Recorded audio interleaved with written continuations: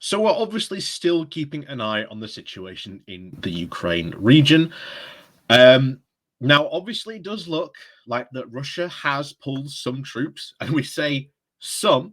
There is still a very, very significant troop presence at literally surrounding the Ukraine, literally not only just from the Russian side of the border, but obviously coming through Crimea, but also in Belarus as well, which is still very, very concerning for the people of Ukraine. And as I've said multiple times before about this, if you are panicking about this, about oh my god, NATO's expanding to the east. We said we never do that. Oh my god, Russia is right. Then stop for a second and simply ask yourself this question. Why, in the first place, did so many of these countries decide to join NATO in the first place? They weren't forced into joining NATO. They asked to join. And you've only got to see the situation now here in Ukraine, where it is constantly worried about, a very, very imperialist Russia. Remember, Vladimir Putin refers to Ukraine as rightful Russian soil. And the big problem that we are seeing on the left is that far too many of you have somehow become very, very supportive of an imperialist power wanting to dictate and take away any democratic legitimacy or rights that the people of Ukraine have or say in and around their country. And that is the craziest thing about all of this, to be honest. So we're going to go into this and find out why somebody on the left have indeed swallowed Putin's propaganda. So, but before we do go into that, please do remember to hit that like, share, and subscribe button. And of course, down below, there are links to my Patreon page and a one-off donation link called Buy Me Coffee, where you can, buy me coffee. And as always, thank you very much to all those people who do support the channel that way. So on with this. This comes from the New Statesman with the title of Too Many on the Left Have Swallowed Putin's Propaganda on Ukraine. There has been a long tendency among realists on the right to treat smaller nations as if they were just playthings of empires. Henry Kissinger, the former US Secretary of State, is reported to have quipped thus about the inhabitants of the Marshall Islands. There are only about 90,000 people out there. Who gives a damn? What's curious is seeing sections on the left fall into a very similar moral black hole. Ukraine offers a good example of this phenomenon. Since Russia's invasion and annexation of Ukrainian territory of Crimea in 2014, the public opinion in Ukraine has shifted markedly towards the West. Even in Crimea itself, an opinion poll conducted by the Kiev International Institute of Sociology between the 8th of February and the 18th back in 2014, just 1 month before the very disputed referendum in which about 95.5% of voters in Crimea apparently wanted to become part of Russia, that found that public support in Crimea for joining Russia was only just 41%. There have also been increasingly calls in Ukraine for the country to join NATO. It does not take a strategic genius to work out that Ukraine is seeking to forge closer relations with the West due to its long-standing fears of Russian aggression. Other nations in the region have pursued a similar path before. Poland, Hungary, the Czech Republic, the Baltic states all joined NATO in the 1990s and early 2000s, not because they were forced to, but because more than half a century of subjugation at the hands of Russia was a very significant factor in the internal politics of those countries. Yet, there is a tendency among the anti-war and progressive groups in the West to invert this truth, to treat the Eastern European nations as if they had no agency of their own. Thus, NATO's welcome of the former Eastern Bloc countries into its military alliance has been recast as a relentless expansionism by the Stop the War coalition, while the Campaign for Nuclear Disarmament has called on NATO to rule out membership for Ukraine. It has also described the alliance's refusal to proactive and destabilizing.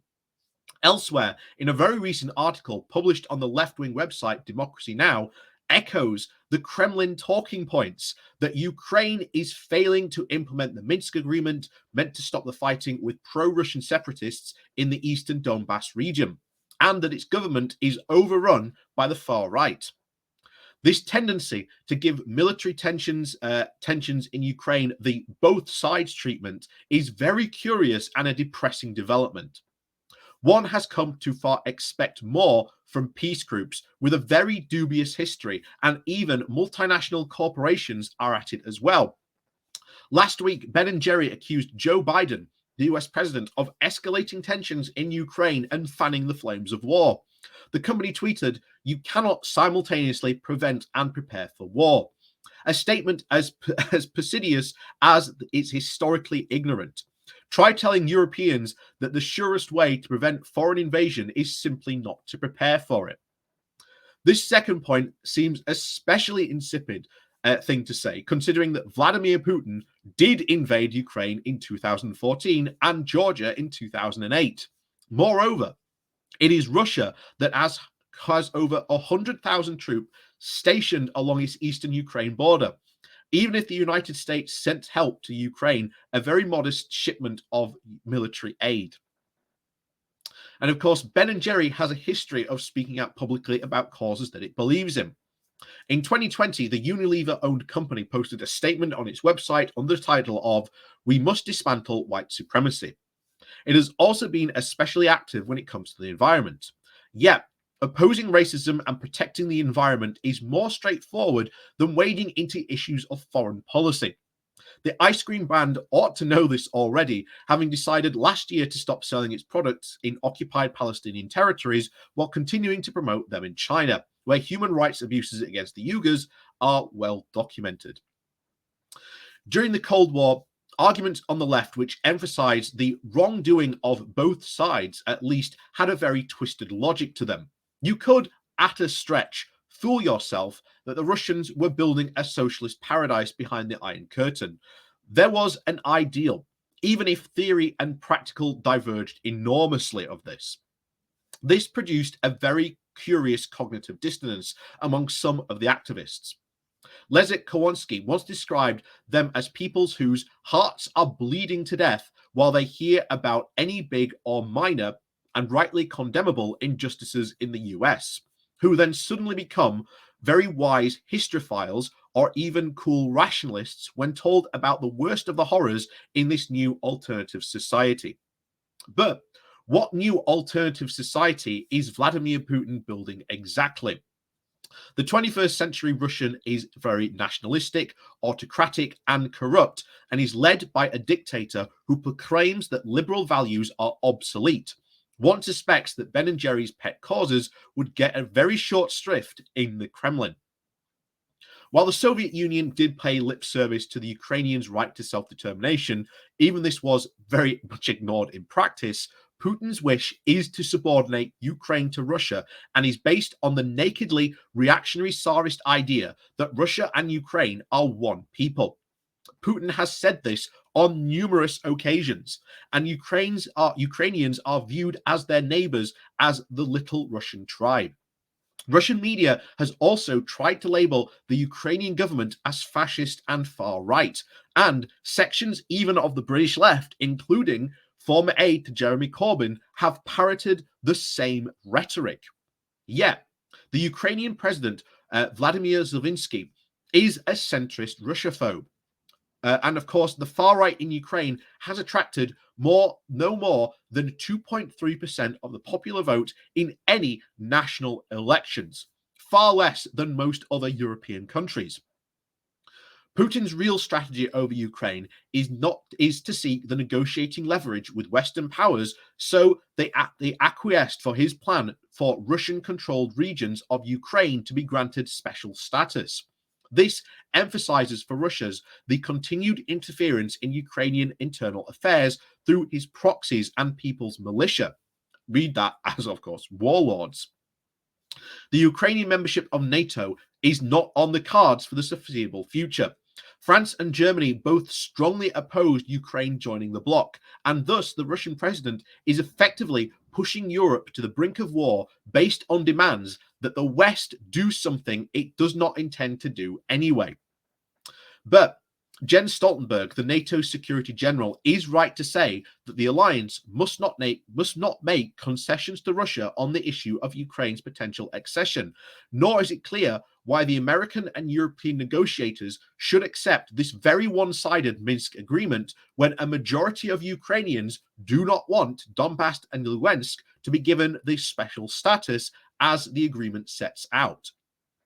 Whether Ukraine seeks to join NATO or gives large chunks of territory away to a very imperial power is a matter for the Ukrainian people to decide, not Russia, not Western anti-war groups, and certainly not multi-corporation selling's overpriced ice cream.